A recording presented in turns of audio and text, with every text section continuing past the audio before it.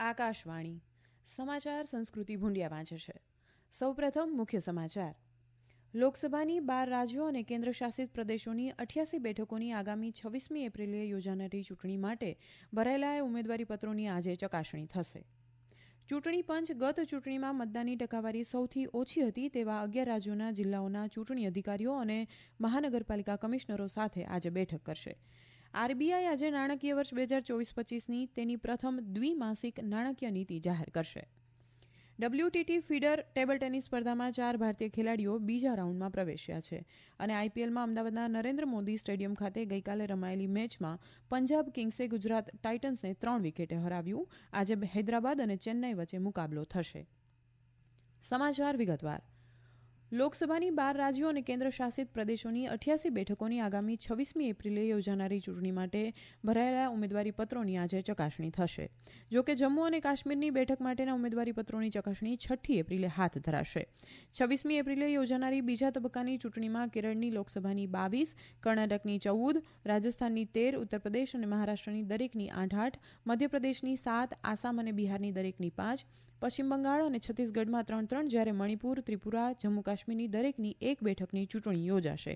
મતગણતરી આગામી 4 જૂને હાથ ધરાશે.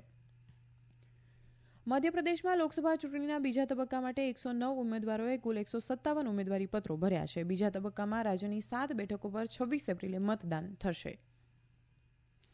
આસામમાં બીજા તબક્કાના મતદાન માટે 65 ઉમેદવારોએ ઉમેદવારી પત્રો ભર્યા છે. આ તબક્કામાં રાજ્યની 5 બેઠકો પર મતદાન થશે. આજે ઉમેદવારી પત્રોની ચકાસણી કરવામાં આવશે. આસામના પરિવહન અને આબકારી મંત્રી પરિમલ શુક્લાબૈદ, સાંસદ કૃપાનાથ મલ્લા અને દિલીપ સેકિયા ભાજપ તરફથી મેદાનમાં છે. કોંગ્રેસે નૌગાંવ બેઠક પરથી સાંસદ પ્રદ્યુત બોરદોલોઈને ફરીથી ઉમેદવાર બનાવ્યા છે, જ્યારે બોન્ડોલેન્ડ પીપલ્સ ફ્રન્ટે બીજા તબક્કામાં ધારાસભ્ય દુર્ગાદાસ બોરોને ટિકિટ આપી છે. એઆઈયુડીએફ અને તૃણમૂલ કોંગ્રેસે પણ બીજા તબક્કાની ચૂંટણીમાં પોતાના ઉમેદવારો ઊભા રાખ્યા છે. ચૂંટણી પંચ ગત ચૂંટણીમાં મતદાનની ટકાવારી સૌથી ઓછી હતી તેવા 11 રાજ્યોના જિલ્લાઓના ચૂંટણી અધિકારીઓ અને મહાનગરપાલિકા કમિશનરો સાથે બેઠક કરશે. નવી દિલ્હીમાં યોજાનારી આ બેઠકમાં મતદાનની ટકાવારી વધારવાના ઉપાયો પર ચર્ચા કરવામાં આવશે. દેશના અમુક શહેરી અને ગ્રામીણ વિસ્તારોમાં ઓછા મતદાનના મુદ્દાને ઉકેલવા માટે લક્ષિત અને ચોક્કસ કાર્યયોજનાઓ તૈયાર કરવામાં આવશે. ચૂંટણી પંચના જણાવ્યા અનુસાર આ સંમેલનમાં દિલ્હી, મુંબઈ, ચેન્નાઈ, બેંગલુરુ, હૈદરાબાદ, અમદાવાદ, પુણે, થાણે, નાગપુર, પટના સાહિબ, લખનૌ અને કાનપુરના મ્યુનિસિપલ કમિશનરો તેમજ બિહાર તથા ઉત્તર પ્રદેશના પસંદગીના જિલ્લા ચૂંટણી અધિકારીઓ હાજર રહેશે. આ સંમેલનની અધ્યક્ષતા મુખ્ય ચૂંટણી કમિશનર રાજીવ કુમાર, ચૂંટણી કમિશનર જ્ઞાનેશ કુમાર અને સુખબીરસિંહ સંધુ કરશે. શ્રી કુમારે ઘણી વખત શહેરી ઉદાસીનતા અને ગ્રામીણ વિસ્તારોમાંથી સ્થળાંતરના પડકારને ઓછી સહભાગિતાના કારણો તરીકે દર્શાવ્યા છે. કોંગ્રેસે આગામી લોકસભા ચૂંટણી માટે ગુજરાતમાંથી 3 ઉમેદવારોને વધુ એક યાદી જાહેર કરી છે. પાર્ટીએ વડોદરા બેઠક પરથી જશપાલસિંહ પઢિયાર, જૂનાગઢથી હીરાભાઈ જોટવા અને સુરેન્દ્રનગરથી ઋત્વિકભાઈ મકવાણાને મેદાનમાં ઉતાર્યા છે. આગામી લોકસભા ચૂંટણી માટે આકાશવાણી અને દૂરદર્શન પર માન્યતા પ્રાપ્ત રાષ્ટ્રીય પક્ષોને પ્રસારણ માટે સમય ફાળવવાની કાર્યવાહી ગઈકાલે રંગભવન નવી દિલ્હી ખાતે યોજાઈ હતી.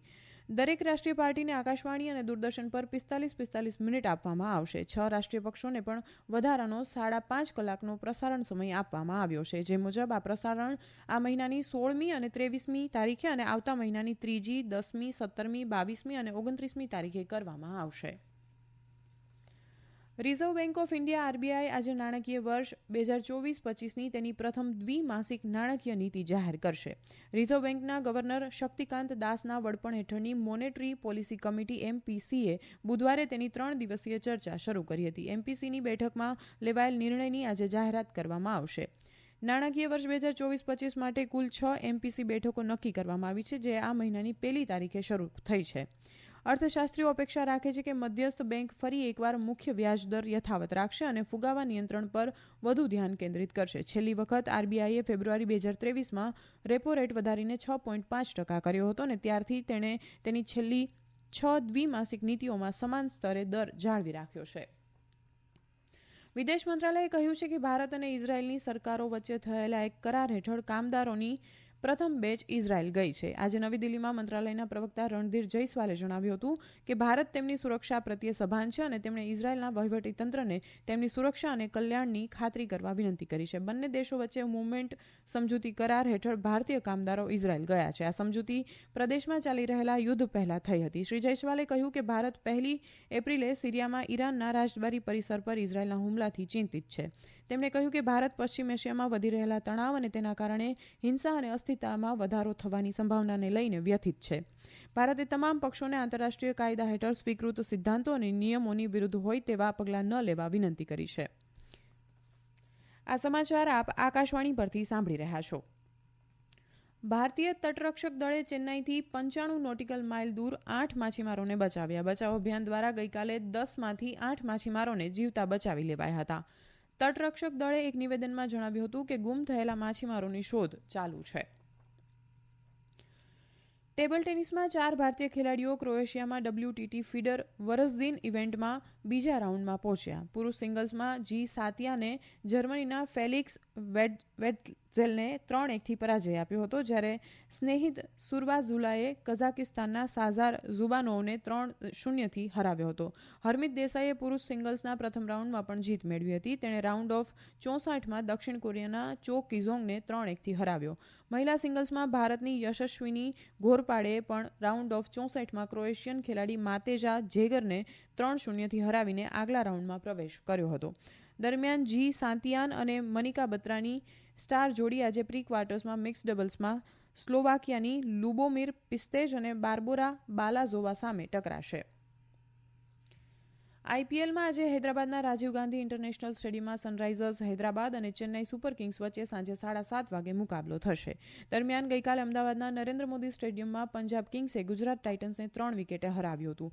પંજાબે 200 રનનો લક્ષ્યાંક 19 ઓવર અને 5 બોલમાં 7 વિકેટ ગુમાવીને હાંસલ કર્યો હતો. પંજાબ માટે શશાંક સિંહ 61 રન બનાવીને અણનમ રહ્યો હતો. પ્રથમ બેટિંગ કરતા ગુજરાત ટાઇટન્સે કેપ્ટન શુભમન ગિલના 48 બોલમાં અણનમ 89 રનની મદદથી નિર્ધારિત 20 ઓવરમાં 4 વિકેટે 199 રન બનાવ્યા હતા. પંજાબ તરફથી કાગિસો રાબડાએ 2 વિકેટ ઝડપી હતી. શશાંક સિંહે પ્લેયર ઓફ ધ મેચ જાહેર કરવામાં આવ્યો હતો. ભારતીય તટરક્ષક દળ આઈસીજી પ્રદૂષણ નિયંત્રણ જહાજ સમુદ્ર પહેરેદારને વિયેતનામના હો ચી મિનમાં વિયેતનામ તટરક્ષક દળ સાથે દરિયાઈ તેલ પ્રદૂષણ પ્રતિસાદ અંગે સંયુક્ત કવાયત હાથ ધરી છે. એક સોશિયલ મીડિયા પોસ્ટમાં આઈસીજીએ જણાવ્યું હતું કે તાલીમ દરમિયાન જહાજના પ્રદૂષણ પ્રતિભાવ સાધનોનું પ્રદર્શન કરવામાં આવ્યું હતું, જે આસિયાન ક્ષેત્રમાં દરિયાઈ પ્રદૂષણ માટે વહેંચાયેલ પ્રતિસાદ માટે ભારતીય તટરક્ષક દળના સંકલ્પને દર્શાવે છે. તેમણે એમ પણ કહ્યું કે આઈસીજી સુરક્ષિત અને સ્વચ્છ મહાસાગરો માટે તેની પ્રતિબદ્ધતાને પુનઃપુષ્ટ કરે છે. 3 દિવસની મુલાકાત દરમિયાન જહાજના ક્રૂએ દરિયાઈ પ્રદૂષણની પ્રતિક્રિયા, દરિયાઈ શોધ અને બચાવ અને દરિયાઈ કાયદાના અમલીકરણ પર વ્યવસાયિક વાટાઘાટો કરી હતી. ઇઝરાયેલની સુરક્ષા કેબિનેટે ગાઝામાં વધુ માનવતાવાદી સહાયની પહોંચની મંજૂરી આપવા માટે ઇરેઝ ક્રોસિંગને ફરીથી ખોલવાની મંજૂરી આપી છે. ઇરેઝ ક્રોસિંગ, જેને બીટ હનૂન તરીકે પણ ઓળખવામાં આવે છે, તે ઇઝરાયેલ અને ઉત્તરી ગાઝા પટ્ટી વચ્ચેનું સરહદ ક્રોસિંગ છે. ગત વર્ષે 7મી ઓક્ટોબરે પેલેસ્ટિનિયન જૂથ હમાસ દ્વારા કરવામાં આવેલા આતંકવાદી હુમલા પછી તેને પ્રથમ વખત ફરીથી ખોલવામાં આવી રહ્યું છે. કેબિનેટે ગાઝામાં વધુ સહાય મોકલવા માટે ઇઝરાયેલી બંદર અશદોદ બંદરનો ઉપયોગ કરવાની પણ મંજૂરી આપી છે. અગાઉ ઇઝરાયેલે તમામ સરહદી ક્રોસિંગ પર નિયંત્રણ કડક બનાવ્યું હતું અને ગાઝા જવા અને આવવાના તમામ હવાઈ અને દરિયાઈ માર્ગો બંધ કર્યા હતા. ઇરેઝ અને કેરેમ શાલોમ ક્રોસિંગ યુદ્ધ શરૂ થયા પહેલા ઉપયોગમાં લેવાતા હતા. ઇઝરાયેલે આ નિર્ણય અમેરિકાના રાષ્ટ્રપતિ જો બાઇડન અને ઇઝરાયેલના પ્રધાનમંત્રી બેન્જામિન નેતન્યાહુએ ફોન પર ગાઝાની પરિસ્થિતિ પર કરેલી વાતચીત કર્યા પછી લીધો છે. સંયુક્ત રાષ્ટ્રે તેનું સ્વાગત કર્યું છે.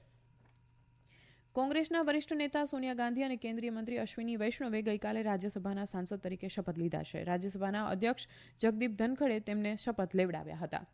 12 અન્ય નવા ચૂંટાયેલા રાજ્યસભાના સાંસદોએ પણ શપથ લીધા, જેમાં ભારતીય જનતા પાર્ટીના આરપીએન સિંહ, જનતા દળ યુનાઇટેડના સંજય કુમાર ઝા અને કોંગ્રેસના અજય માકનનો સમાવેશ થાય છે. અંતમાં મુખ્ય સમાચાર ફરી એકવાર. લોકસભાની 12 રાજ્યો અને કેન્દ્રશાસિત પ્રદેશોની 88 બેઠકોની આગામી 26મી એપ્રિલે યોજાનારી ચૂંટણી માટે ભરાયેલા ઉમેદવારી પત્રોની ચકાસણી થશે. ચૂંટણી પંચ ગત ચૂંટણીમાં મતદાનની ટકાવારી સૌથી ઓછી હતી તેવા 11 રાજ્યોના જિલ્લાઓના ચૂંટણી અધિકારીઓ અને મહાનગરપાલિકા કમિશનરો સાથે આજે બેઠક કરશે. આરબીઆઈ આજે નાણાકીય વર્ષ 2024-25ની તેની પ્રથમ દ્વિમાસિક નાણાકીય નીતિ જાહેર કરશે. આકાશવાણી પરથી સમાચાર પૂરા થયા.